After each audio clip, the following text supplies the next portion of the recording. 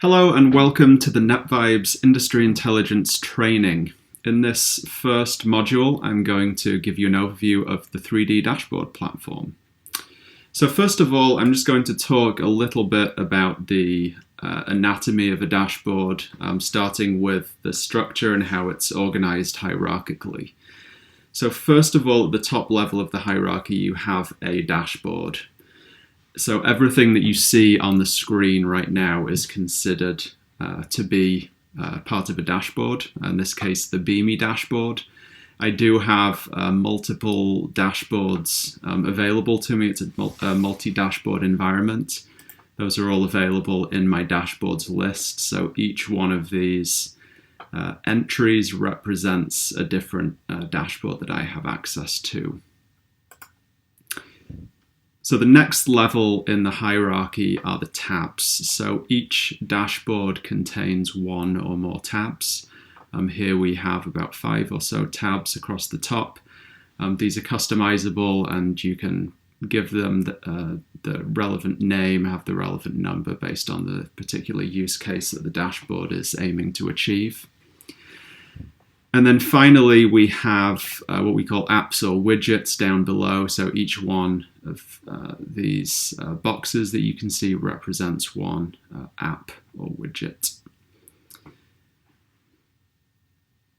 So next, we're going to go through some of the main UI. So starting in the top left, we have the compass, which really is our kind of navigator for the dashboard. The main quadrant that we're going to be working with in this training session is the Eastern quadrant, or the Information Intelligence quadrant. This gives us access to all of the NETVIBES apps and the NETVIBES role that we'll be using. So first of all, really the first section that you come to is the roles section. And you will want to make sure that the social business analyst role is selected, as mine is, so that you have access to all of the NETVIBES apps that we'll be using. So down below the roles, we then have all of our apps, and you'll see there are a number of NETVIBES apps as well as several other apps available to you. To be able to access some of the more useful ones more quickly, you can click and drag whichever app you want into the My Favorites section. That appears at the top and allows you to just have quick access to those apps that you use most frequently.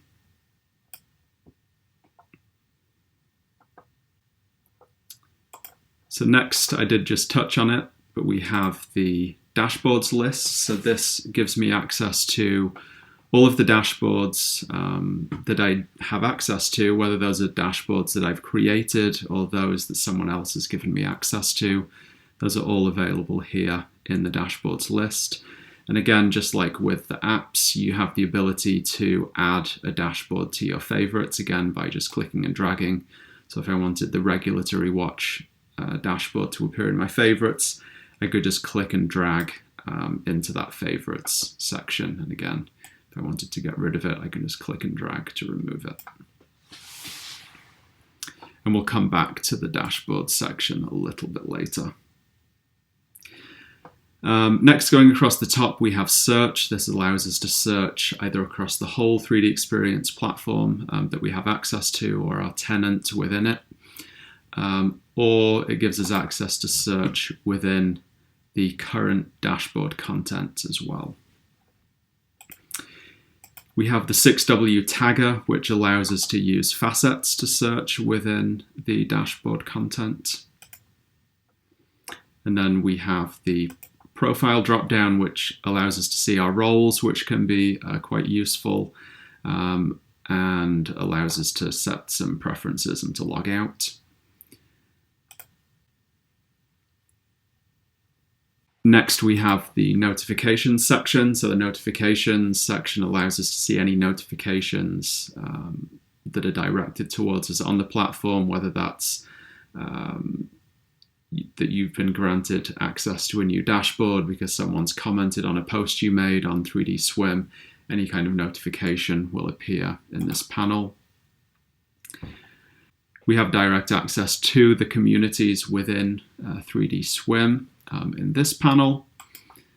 And then finally, we have access to a help menu. And I particularly recommend looking at the 3D Experience User Assistance Manual. So this provides a manual for not just NetVibes apps, but the whole 3D Experience platform and all of the different apps that it contains. So that's definitely worth checking out. So next we're going to go and create a new dashboard from the dashboards list so I can show you a bit more interactively how the apps work and how you can use them. So we'll click on Add a Dashboard. I'll give that a name. I'll just call that Training and click Create. And now we have a blank dashboard.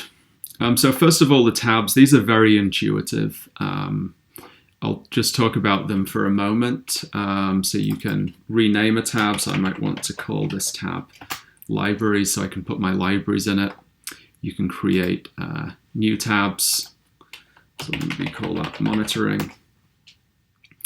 And then each tab has a drop-down menu to give you access to a few basic functionalities, such as sharing the tab, an alternative way to rename, duplicate it, refresh it, change the layout of the app so they all fit on the screen, or to delete it.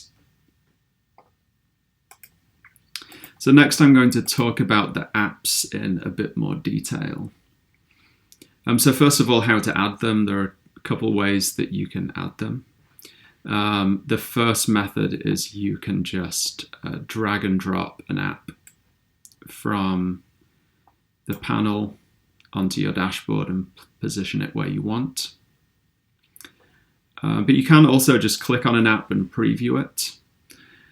One thing to note when you're previewing is that it's not always possible to configure the app. So just a little note, if you see that there's no configure option, which there usually is for the library, it's because you need to pin it to your dashboard. So you can either click on Pin to your dashboard in the center or click on the icon in the top. It will then ask you where you want to add that app to. By default, it will be the current dashboard and the current tab. So we can just click on Add to add it to our dashboard. So much of the UI of all of the apps is consistent. You have the ability to minimize an app, to maximize it.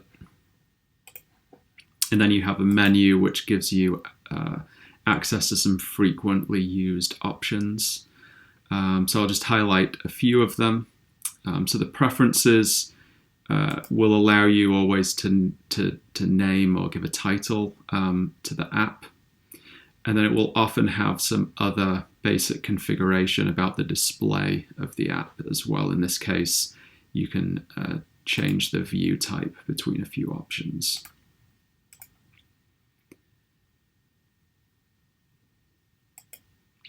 You can also delete apps from this menu. The help menu is useful here because it does link directly to the help for this particular app. So if you're unsure of how to use, in this case, the track topic, you can click on help and it will take you directly to that section of the help documentation. And then finally you have edit, which for NetVibes apps is usually the main place where you'll edit the primary configuration of the app, so determining what type of content it's actually looking at. And we'll come back to how to make that configuration in the subsequent modules. So just a few apps of note. So obviously all of the NetVibes apps.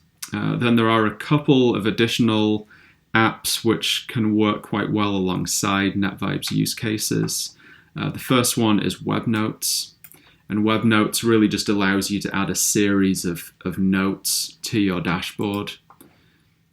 So you can add a note, type some text in it, and then you have your first note. You can then add additional ones. This can be useful if you are finding insights on the dashboard to log them and make notes of them. We also have the web page reader, which can be useful in that it allows you to just embed a whole web page on your dashboard, which can be useful in certain cases. So that's just a couple of apps that I recommend having a look at in addition to the NetVibes ones. So next I'm going to go back to the dashboards menu, and we'll go to the Manage Dashboards section. So this allows us to do a few things. For example, sharing a copy of the dashboard with another user. If you wanted to give someone a copy of the dashboard set up the same way, that gives them essentially a disconnected copy of the dashboard in its current form. Just to note, that won't stay in sync, so you can each make independent updates to the dashboard without affecting what each other sees. You can edit the title of a dashboard here, and next I'm going to talk about the other ways to share a dashboard. So in this case, if we add a member to the dashboard, we can actually give another user access to this same dashboard, and there are 3 levels that you can grant. So the first is reader access, and this gives purely read-only access to the dashboard. The next is contributor. A contributor can edit the content of each app or widget on the dashboard, but they cannot move those apps, they can't resize them, they can't delete them, they can't add or remove tabs, and they can't delete the whole dashboard either. They just have that ability to edit existing apps. And then finally you have owner, and owners have full access to the dashboard, and if I grant someone else owner access, they have exactly the same privileges as me to add other users, to delete content on the dashboard or delete the whole dashboard. Incidentally, if you do use the delete dashboard option,